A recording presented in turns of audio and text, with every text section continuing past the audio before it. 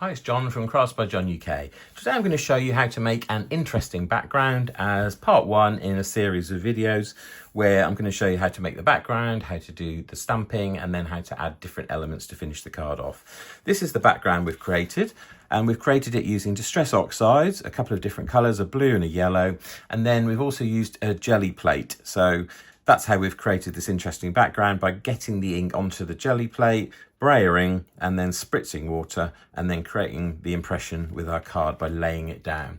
If you're interested in how to do something like this, keep watching. Let's get started then. So I've got myself here a 9x20 piece of watercolour cardstock. I buy it from Cass Art in London. It's 300 GSM, £140. It's a really heavy cardstock that's really great with water, so it's a really good one to use, and it's just in a pad. You can just pull sheets off, trim them down. So today we're going to use our gel press. So this is a Lavinia one. They call it the Bob Long printing press, but basically it's a jelly plate. So I'm just going to open that up. I'm not actually even sure I've used this one, to be honest, but it's on plastic, and you take both sides of the plastic off, and what you're left with is a lovely wobbly rubber gel plate, which we can use to do some fancy ink stuff with. So I'm going to grab my glass mat, because we're going to be using water. It's probably better to use a glass mat if you have one. And I'm just going to stick that down on my glass mat. So I want to make sure I get it kind of straight. So use a line on your glass mat, because this is very movable. So just want to kind of make sure you get it roughly central. Now this piece of paper I've cut is 9x20, which is exactly the size of a DL card. So that's what I'm going to use, and I'm going to use some inks on here. So I'm just going to grab a couple of distress oxides. I'm thinking a blue and maybe a yellow.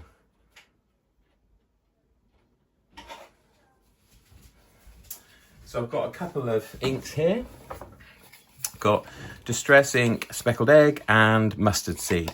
I'm going to try this with Distress Inks this time and see how that works. So what I'm going to do is I'm going to grab my brayer, and I've got a big brayer, which is really quite useful. If I can get it off the hook. There we go. This is the brayer, and you can see this brayer is long enough that it can do the whole gel pad, which is good. So I'm going to press that down and just try and get rid of those air bubbles underneath. I want it to kind of stick to my surface. Let me just put a bit more light on. Make sure you can see what I'm doing. Right, okay. So we're going to start off with our ink, but we're going to ink the brayer, not the jelly pad. So I'm going to go in and I'm going to go that way. So I want my yellow at the bottom. So I'm going to ink the brayer at the bottom. And this is going to be a bit of an experiment. And then I'm going to do my blue at the top.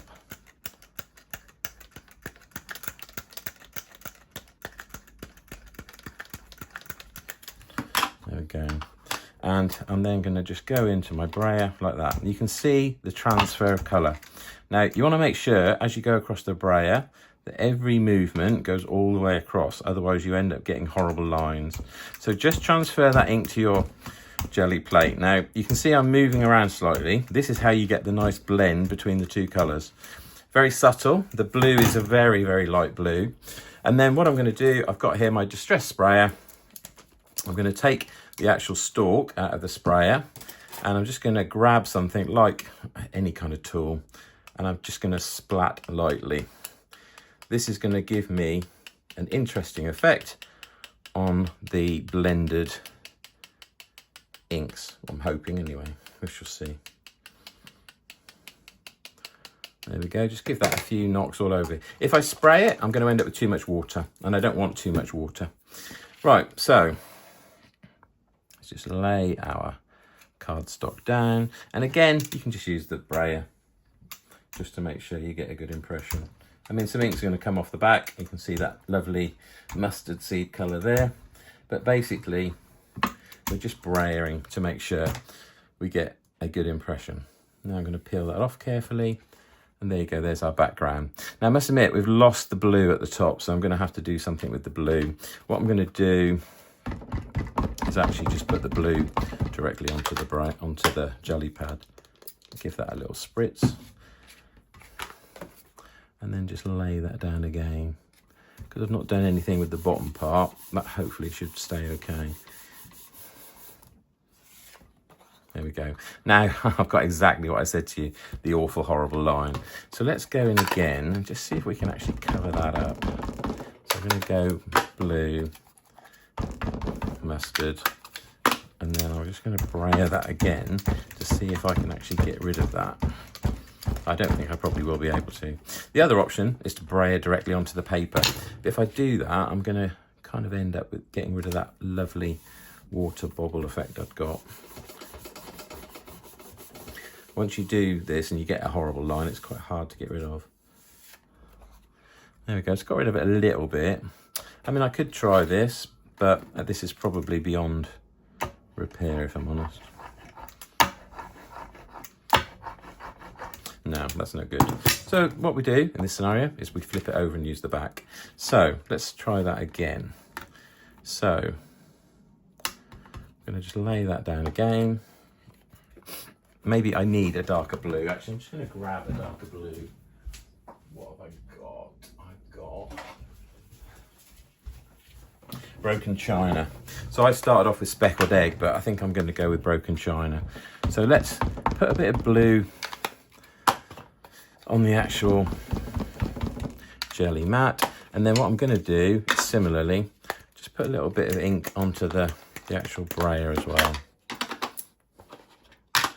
This is the fun of card making. Plans change, things don't work, you try something different, you end up with something different.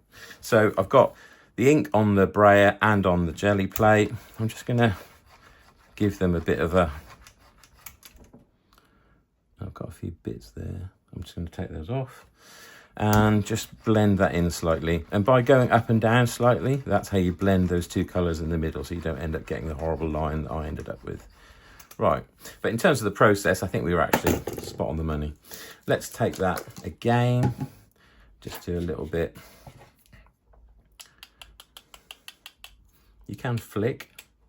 If you flick, you tend to get it more in one area. But if you control it, it's okay. I've got a big blob there, which I don't really want, so I'm just going to take that away. Just with a piece of kitchen towel. There we go.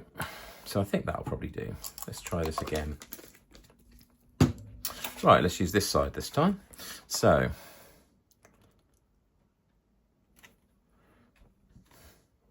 no, I've not gone down square on the plate, which is really clever.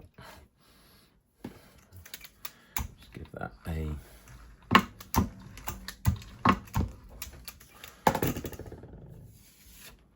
Oh, no, that's quite interesting. Oh, actually, I quite like that. I quite like that effect. Yes, we're liking that. That will do nicely. I could always fill that in if I wanted to, but that will do. This is the sort of effect we were looking for. Those blobs have given me a kind of an interesting background. So yes, we're liking that. To clean our jelly mat, all we do is just give it a spray and give it a wipe.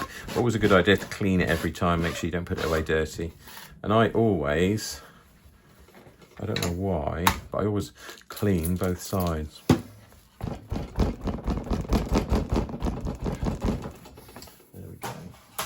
I always stick it back on the paper or the plastic. I don't know if you're supposed to really, but I kind of do. The trouble with this plastic, it's quite hard to see actually. It's probably easier to stick the plastic to the plate. There we go. And then I can pop that back in this box. Okay, so we're done. We've now got a kind of interesting background in an interesting colour palette. I'm also going to clean my brayer as well, because it's good to clean that before you put that away as well. I know it's not the most interesting thing to watch, me cleaning my tools, but it's always good to clean up as you go along. Right, there we go. Let's get that ink off there. So,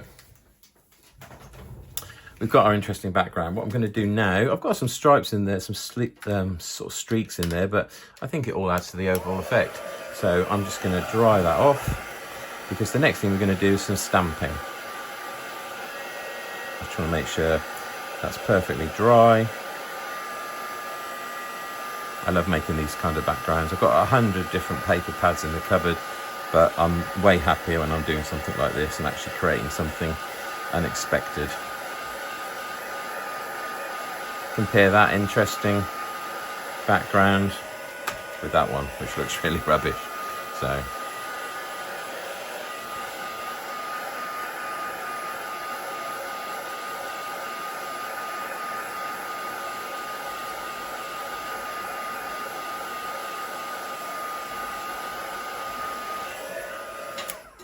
there we go. So that's how we've made our background.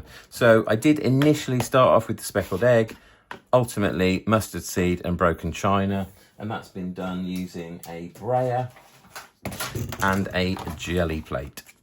There we go. So that's how to make an interesting background. That's part 1 of 3, and I will follow up with part 2 where I show you now how I stamp.